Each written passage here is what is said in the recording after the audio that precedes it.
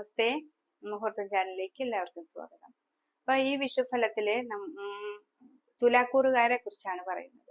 അപ്പൊ വിഷുഫലം അനുസരിച്ച് തുലാക്കൂറിൽ പെടുന്ന നക്ഷത്രങ്ങളായ ചിത്രയുടെ പകുതി ഭാഗം, ആദ്യ പകുതി അല്ല രണ്ടാം പകുതിയും, ചോതിയും വിശാഖത്തിന്റെ 3 പാദവും കൂടിയിട്ടാണ് തുലാക്കൂറ്. തുലാക്കൂറുകാരെ സംബന്ധിച്ച് അവർക്ക് കഴിഞ്ഞ വർഷത്തേക്കാൾ ഇത്തിരി കൂടി ഭാഗ്യാനുഭവങ്ങളിലൂടെ പറ്റുന്ന ഒരു സമയമാണ് ഈ ഒരു വർഷവും. അപ്പൊ കഴിഞ്ഞ വർഷവും ഉണ്ടായിരുന്നു, ഈ ഒരു വർഷവും ഇത്തിരി കൂടി നല്ല ഗുണഫലങ്ങളാണ് അവർക്ക് ഇരിക്കുന്നത്.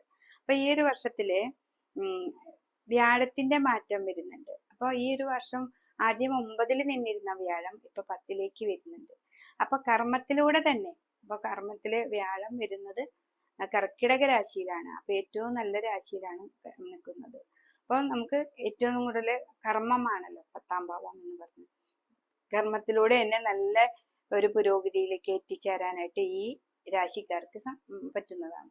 അപ്പൊ ചോതി നക്ഷത്രക്കാരും ചിത്തിരയും വിശാഖത്തിന്റെ 3 പാദവും ഒക്കെ ഉള്ളവര് ഏറ്റവും നന്നായിട്ട് നിങ്ങളുടെ കർമ്മത്തിൽ ശ്രദ്ധിക്കുക. കർമ്മം എന്താണോ അതിലേക്ക് കൂടുതൽ ശ്രദ്ധിക്കുകയും അതിലൂടെ പുരോഗതി പെട്ടെന്ന്, ഇപ്പൊ കുറച്ചാണ് നമ്മുടെ കർമ്മത്തിൽ നടക്കുന്നുള്ളെങ്കിൽ അതിന് ഇത്തിരി കൂടി പുരോഗതിയിൽ എത്തിക്കാനായിട്ട് ശ്രമിക്കുക. അതേപോലെ തന്നെ ശനീശ്വരൻ 6-ലാണ്.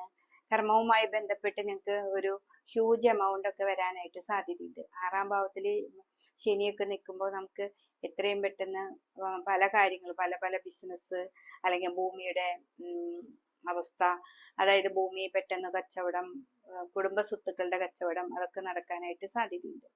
അപ്പൊ ഈ ഒരു അവസ്ഥയിൽ തന്നെ നമുക്ക് അവിടെ ഒരു അഗ്നിമാരുത യോഗം നടക്കാനൊക്കെ ഈ ഒരു വർഷം വരുന്നുണ്ടെങ്കിലും നിങ്ങൾക്ക് വ്യാഴത്തിനെ നന്നായിട്ട് പ്രീതിപ്പെടുത്തി കഴിഞ്ഞാൽ ആ ഒരു ടൈമിങ് 1-2 മാസം ഉണ്ടാവുന്ന ഒരു വിഷയമൊന്നും നിങ്ങൾക്ക് ബാധിക്കുന്നതല്ല.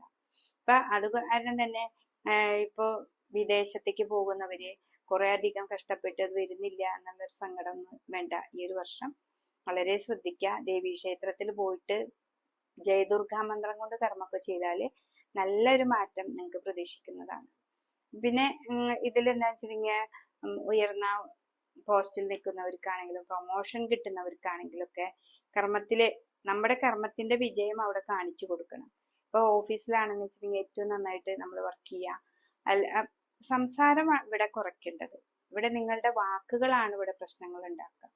അപ്പോൾ വാക്കുകളെ വളരെ ശ്രദ്ധിച്ച് നമ്മൾ മുന്നോട്ട് പോകും വേണം. അപ്പൊ നിങ്ങൾക്ക് നമ്മൾ വിചാരിക്കുന്നേക്കാൾ കൂടുതൽ നല്ലൊരു ഭാവത്തിലേക്ക് എത്തിച്ചേരാനായിട്ട് നമുക്ക് സാധിക്കും. പക്ഷെ ഇവിടെ കർമ്മം വളരെയധികം കൂടുതൽ ചെയ്യേണ്ടി വരും. അപ്പൊ കുറച്ചൊരു ജോലി ചെയ്ത അലസത കാണിച്ചാൽ നമുക്ക് ബുദ്ധിമുട്ടാണ്. കർമ്മത്തിൽ വളരെയധികം ശ്രദ്ധിക്കണം. വ്യാഴമാണ്.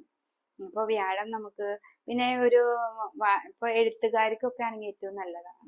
പാട്ട്, എഴുത്ത് അങ്ങനെയുള്ളവർക്കൊക്കെ ഈ ഒരു വർഷക്കാലം മുഴുവൻ നല്ല ഗുണാനുഭവങ്ങളാണ് വരുന്നത്. അപ്പൊ ഇത് മനസ്സിലാക്കിക്കൊണ്ട് നമുക്ക് ഈ വ്യാഴത്തിന് വിഷ്ണു സഹസ്രനാമം നന്നായി ജപിക്കാം.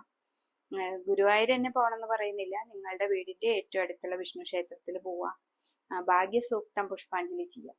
അപ്പൊ ഇതൊക്കെ ചെയ്യുമ്പോൾ എന്താണെന്ന് വെച്ചിട്ടുണ്ടെങ്കിൽ നമുക്ക് വേണ്ടത് വേണ്ടപ്പോ തോന്നിപ്പിക്കാനാണല്ലോ ദൈവാധീനം ഉണ്ടാക്കുക എന്ന് പറയുന്നത്. അപ്പൊ സർവ്വ ഈശ്വരകാരകത്വമുള്ള വിഷ്ണുവിനെ തന്നെ നന്നായിട്ട് ഭജിക്കുക. അപ്പൊ ഈ ഒരു വർഷത്തെ വിഷുഫലത്തില് നമുക്ക് ഈ കൂറുകാർക്ക്, തുലാക്കൂറുകാർക്ക് ഏറ്റവും ഗുണാനുഭവങ്ങളാണ് വിഷുഫലം തന്നെ കാണിക്കുന്നത്. അപ്പോൾ അത് മനസ്സിലാക്കാം. പിന്നെ 6-ലായിരിക്കുമ്പോൾ നമുക്ക് രോഗാവസ്ഥകൾ ചെറുതൊക്കെ വന്നിരുന്നു. ആ രോഗാവസ്ഥകളൊക്കെ മാറ്റിക്കൊണ്ട് നമുക്ക് മുന്നോട്ട് പോകാനായിട്ട് അതെന്താണ് രോഗം എന്ന് നമുക്ക് മനസ്സിലാക്കി എടുക്കാൻ പറ്റും. അതിനനുസരിച്ച് നമുക്ക് മരുന്ന് കഴിച്ചും നമ്മുടേതായ രീതി രോഗം എന്ന മരുന്നിന് മരുന്ന് തന്നെ കഴിക്കണം. അതേപോലെ തന്നെ നമുക്ക് വേണ്ടത് വേണ്ട പോലെ നമുക്ക് അറിയാനും മനസ്സിലാക്കാനും ദൈവാധീനവും വേണം. അപ്പൊ വിഷ്ണു ക്ഷേത്രത്തിൽ പോവാ, ശിവന്റെ അമ്പലത്തിൽ പോയിട്ട് മുന്നിൽ വിളക്ക് ധാര കൊടുക്കുക. പിന്നെ കുവളത്തിന്റെ ഇല കൊണ്ട് അർച്ചന കൊടുക്കുക. പിന്നെ ഏറ്റവും കൂടുതൽ ടെൻഷൻ ഉണ്ട് ഈ തുലാരാശിക്കാര്, ബിസിനസ്സുകാരൊക്കെ ഉണ്ടാവും. തുലാരാശിയാണ്. അപ്പൊ ബിസിനസ്സുകാരെ സംബന്ധിച്ച് എപ്പോഴും അവർക്കൊരു ടെൻഷൻ ഉണ്ടാവും. അപ്പൊ ആ ടെൻഷനൊക്കെ മാറാനായിട്ട് കരിക്ക് കൊണ്ട് ധാര കൊടുക്കുക. പിന്നെ കർമ്മത്തിൽ വളരെയധികം ശ്രദ്ധിക്കുക. ഞാൻ എപ്പോഴും ഈ കർമ്മത്തെ പറയുന്നത്, വ്യാഴം കർമ്മത്തിലാണ് വരിക. അപ്പോൾ അതുകൊണ്ട് ചിലപ്പോ ഏറ്റിറക്കങ്ങൾ ഉണ്ടായിരിക്കും. നമുക്ക് കയറ്റം ഉണ്ടാവും, അതിൽ കൂടെ പോലെ തന്നെ താഴേക്ക് വരാം. അപ്പോൾ വിഷ്ണുവിനെ നന്നായിട്ട് വിഷ്ണു ക്ഷേത്രത്തിൽ പോയിട്ട് നന്നായിട്ട് ഭജിക്കുകയാണെങ്കിൽ അതിന്റെ ആ ഇറക്കങ്ങളും കയറ്റങ്ങളും എന്താണെന്ന് മനസ്സിലാക്കി നമുക്ക് മുന്നോട്ട് പോകാനായിട്ട് സാധിക്കും. അതാണ് ഈ രാശിക്കാരെ സംബന്ധിച്ച് പറയുന്നത്. അപ്പൊ തുലാക്കൂറുകാർക്ക് ഈ വിഷുഫലം ഏറ്റവും ശോഭനമായ ഒരു ഫലമാണ് നമുക്ക് വരുന്നത്. അത് മനസ്സിലാക്കി നമുക്ക് മുന്നോട്ട് പോവുകയാണെങ്കിൽ ഈ ഒരു വർഷം ഏറ്റവും നല്ല ഫലമാണ്